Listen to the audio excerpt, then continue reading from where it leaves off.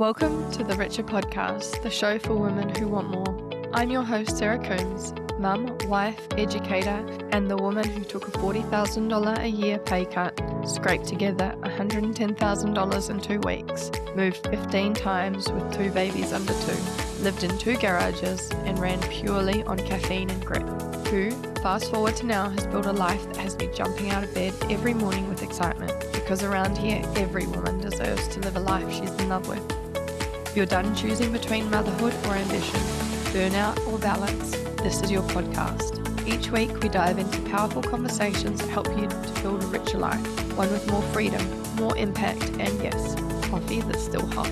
So whether you're driving to work, winding down with a cup of tea, or stealing a rare moment for yourself, I'm so glad you're here.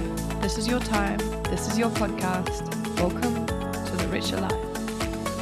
Hey girl, welcome back to the Richer Podcast, where we're not just talking about money, we're rewriting your entire relationship with it. I'm your host, Sarah Coombs, mother and a woman who has learned the very hard way that no amount of budgeting can save you if shame is running the show. So today I wanted to talk to you about what it really takes to shift from money shame into money power. And spoiler alert, it's not just earning more. It's about thinking differently, leading differently, and seeing money for what it really is, a tool, not an emotion, a servant, not a master. So if you've ever said, I'm just not good with money, it'll take too long to get ahead, I am a spender and that's just who I am, this episode's going to be a wake-up call, and this is why it matters. Let's get one thing straight. It's not the $5 coffee that's keeping you broke. It's your mindset. Because the truth is, you can have the perfect spreadsheet, the best intentions, and a vision board full of mansions. But if you believe that wanting more money makes you greedy, ungrateful, or impolite, you'll unconsciously sabotage every opportunity that tries to come your way.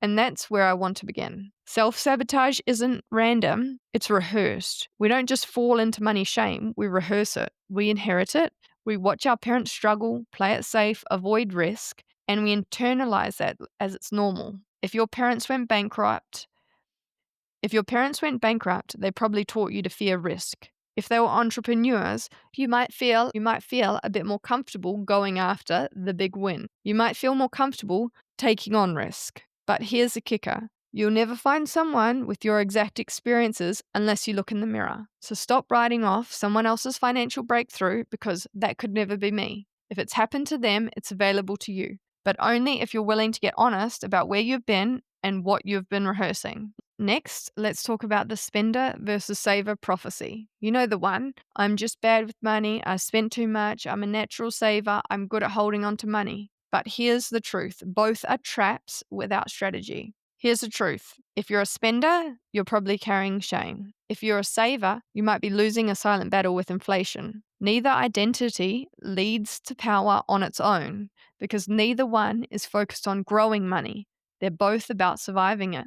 So here's your new identity. I'm a woman who multiplies money intentionally. There will be times in your life where you have to save, and then there'll be times in your life where you have to spend to make money, as long as the focus remains on growing money, okay?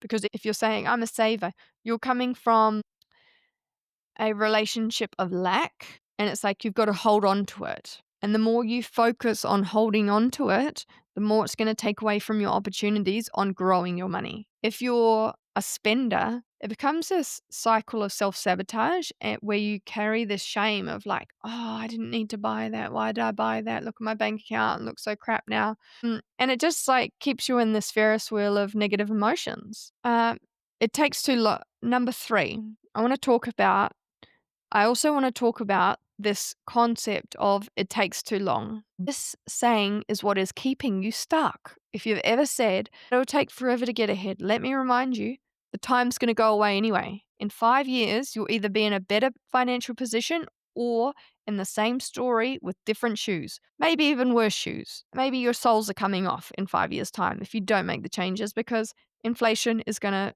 punish you for it. Your dollar's going to stretch a whole lot less. The question is never how long will it take. The question is, will it be worth it? Let me repeat that again. The question is, will it be worth it? No one has got ahead through luck, hope, and wishing.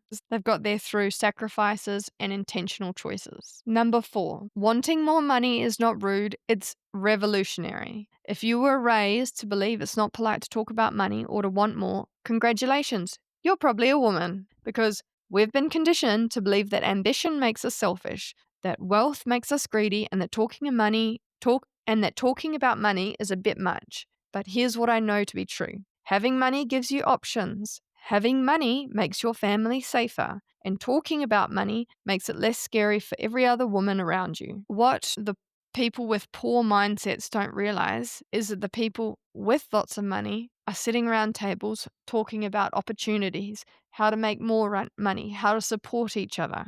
But you never hear those options because we've also been taught, and society has also primed us, stay humble, don't talk about money, don't talk about how things cost. Whereas if you get a seat at the right tables, they're going to tell you how to find opportunities, how to make more money, how to grow your money, okay? People with poor mindsets, they aren't talking about how to grow money. So be careful where you're taking your advice from and whose point of view you are taking on, because if you're not looking up to that person and you're thinking, I want to be in their position, don't take their advice. They're not qualified for it.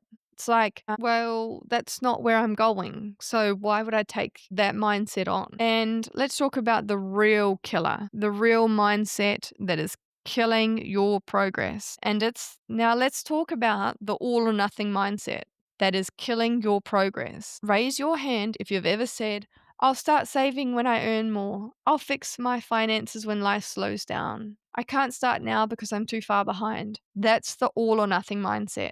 And it's the biggest killer of momentum, not only in your finances, but in your health and your relationships, because you're waiting for the perfect conditions to do that. And the perfect time does not exist. You don't need a perfect plan. You don't need the perfect time. You need a consistent choice. One transfer, one mindset shift, one belief at a time. That's how you move from stuck to secure. Number 6, the next biggest lie we've been told is that hard work guarantees wealth. This is a lie. Hard work doesn't guarantee wealth. Alignment does. And let's clear this one up. Working hard is beautiful and there is honor in all work. But working hard doesn't guarantee that you'll be rewarded. I know lots of hardworking women that have got nothing to show for it. How do you explain there are millions of hardworking women stuck in cycles of burnout and under-earning? You don't just need more effort.